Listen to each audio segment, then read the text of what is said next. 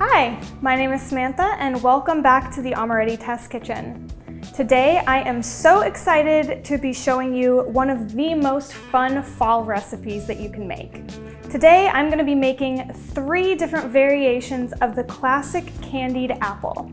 We're going to be making candied apples using our natural sour extract and our sweet cherry extract. We're going to be making chocolate apples, 3 different variations, using our marshmallow oil-soluble extract, our cake batter oil-soluble extract, and our English toffee oil-soluble extract. We will also be making caramel apples, using cinnamon extract and maple bacon extract.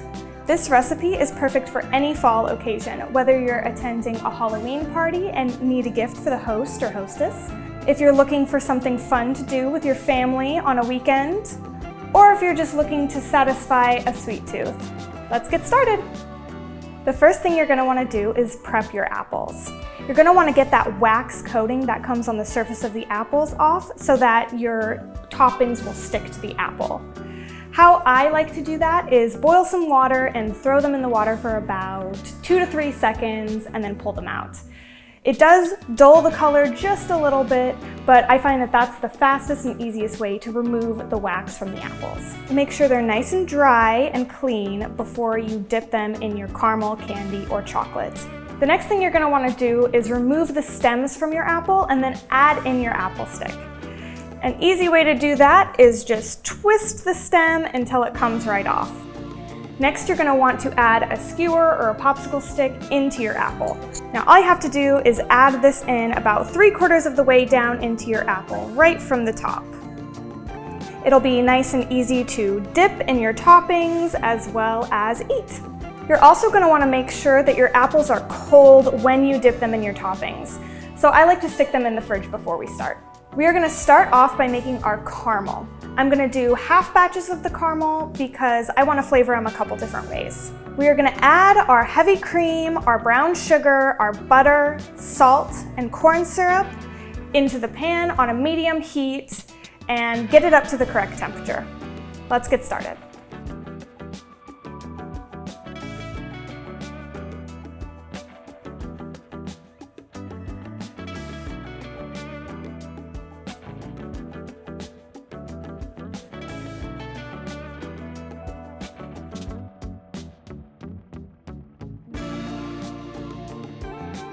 So now we're just going to mix this all together over a medium heat until the butter melts and it starts to boil. Once you get that boil going on, you can put in your candy thermometer and we will get it up to 240 degrees. Okay, so now our caramel has reached 240 degrees. So we are going to take it off the heat and add in our extract. I'm going to be using our cinnamon extract.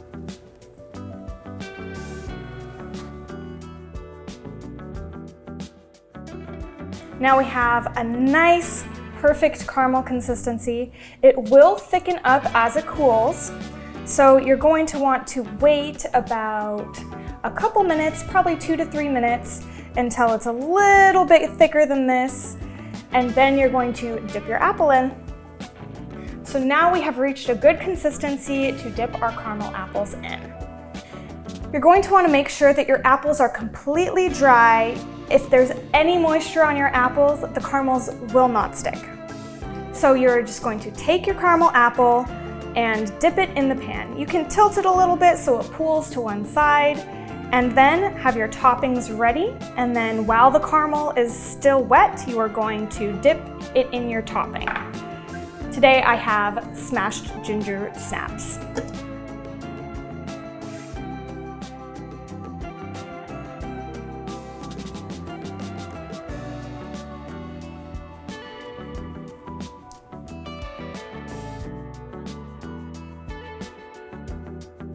Now it's time to dip it in our ginger snaps. And there you have it, a perfect cinnamon ginger caramel apple. Now you're just going to set this on a silicone baking mat or some parchment paper that you have greased with either cooking spray or butter, so that way it doesn't stick. Let's do the other one.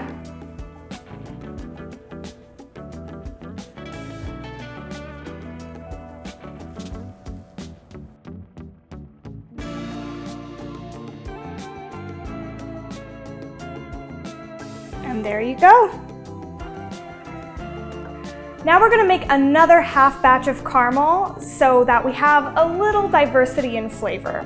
This time I will be using our maple bacon type extract. So this is gonna be the same exact process as the first batch we made. We're just gonna be adding in a different flavor. So once this comes to a boil, you're gonna add in your candy thermometer and get it up to 240 degrees. And then we will repeat the same process. Like I said earlier, I'm making half batches, so if you want, you can double these and make enough for 8 to 9 apples. These batches I'm making will do about 4 apples. So for this caramel, we are going to add in our maple bacon extract. This smells so good and it complements the caramel perfectly. When you're stirring in your extracts, you're going to want to make sure it's completely combined without over stirring, because that will cause bubbles to form in your caramel and that will show up on your apples. So now we wait a couple minutes for this to get thickened up and then we will assemble our apples.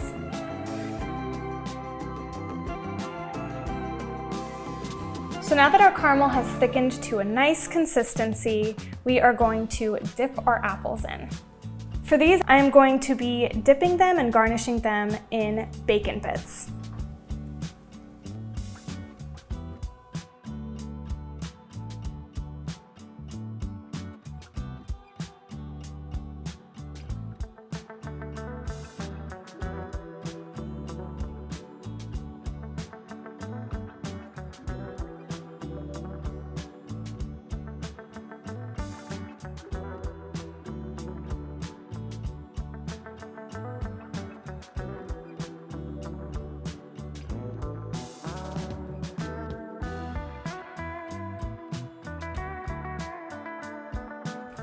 And there you go.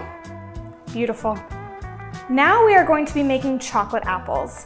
I'm going to be making 3 different variations of our chocolate apples using white chocolate with our cake batter oil-soluble extract, milk chocolate with our marshmallow oil-soluble extract, and our dark chocolate with our English toffee oil-soluble extract. So our first step is going to be melting our chocolate. There's a couple different methods you can use. I'm going to just do bursts of 15 seconds in the microwave. You could also use a double boiler method, whatever works best for you. So we have melted our white chocolate and it is the perfect consistency. Now we're going to add in our extract.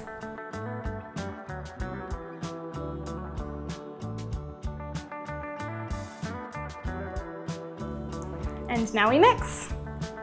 It's important to use oil-soluble in chocolates because water-soluble does not mix. Since we are doing a cake batter apple, I thought it would be fun to dip it in some sprinkles. So first, you grab your apple, dip it in the chocolate,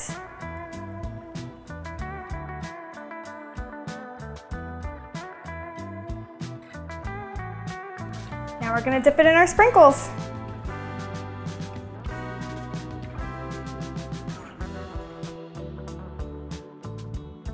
And there you have it, a cake batter flavored chocolate apple. So now we are going to repeat this process for our other 2 types of chocolate. So I have melted our milk chocolate down into a great consistency. Now we are going to add in our marshmallow extract.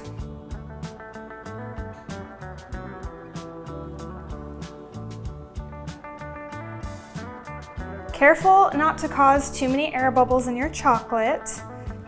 For these chocolate apples, I'm going to be garnishing with little tiny marshmallows. They're so cute.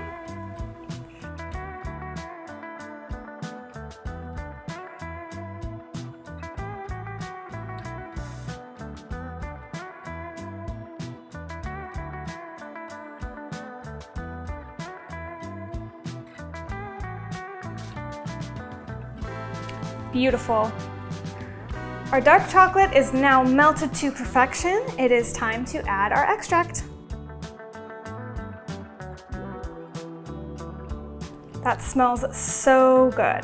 I grew up with English toffee being a treat that we had on special occasions, and this smell just takes me right back. For these dark chocolate English toffee apples, I'm going to garnish with some chopped almonds.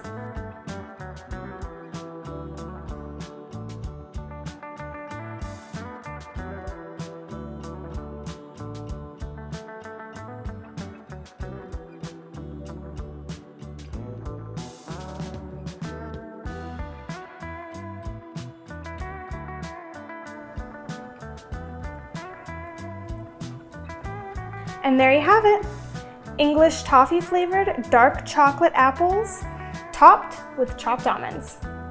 Now we are going to be making our candy apples. I, again, am going to half the batch so I can do 2 different flavors. I will be using our cherry sweet extract and our natural sour flavor extract. The first thing we're going to do is mix together our sugar, syrup, and water in a saucepan over medium-high heat. We're gonna bring that to a boil, and then you're going to want to get it up to 310 degrees so that it is a hard crack candy.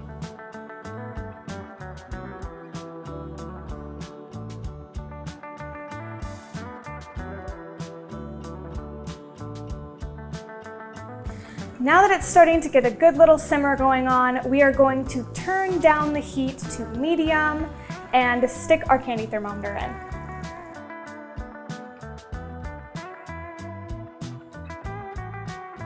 Again, make sure the point of your thermometer is not touching the bottom of the pan. You're going to want to keep an eye on your candy thermometer until it reaches 310 degrees Fahrenheit, so it reaches hard crack candy consistency, and then you will remove it from the heat. Now we wait. You're going to want to get a moistened pastry brush and wipe down the sides of your pan so that way your batch doesn't crystallize.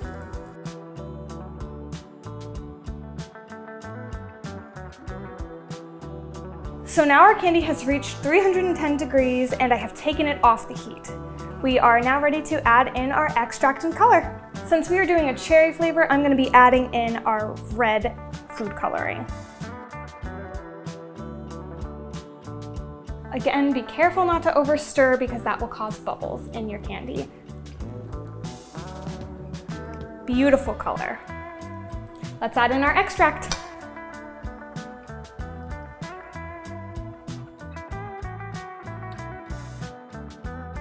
Now it is the perfect consistency to dip your apples. You're going to want to wait a minute or 2 until your candy thickens just a little bit, enough so that all of the air bubbles are gone and your candy has thickened to a good consistency to dip your apples into.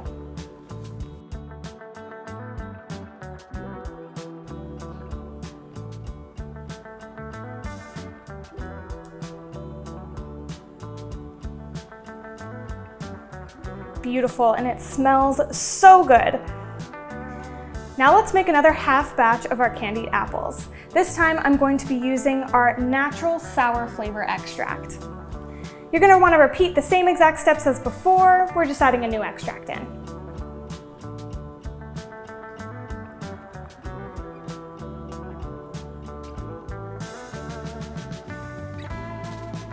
And now you have a candy-coated sour green apple. And there you have it, 3 different variations of the classic candied apple. Caramel apples, chocolate apples, and candy apples. If you're indecisive about flavor like I am, you can do the half batch and make 2 different flavors. Or if you want to make a bigger batch of one flavor, you can easily double or even triple the recipe for a big party. I hope you enjoyed this recipe as much as I enjoyed making it. If you give this recipe a try, make sure to go to the comments below to tell us what you think. Make sure to hit the subscribe button so you never miss a new recipe, tips and tricks, or testimonials from our awesome customers. And make sure to follow us on our other socials as @Amoretti on Facebook, Instagram, Twitter, Pinterest, and TikTok. Bye for now.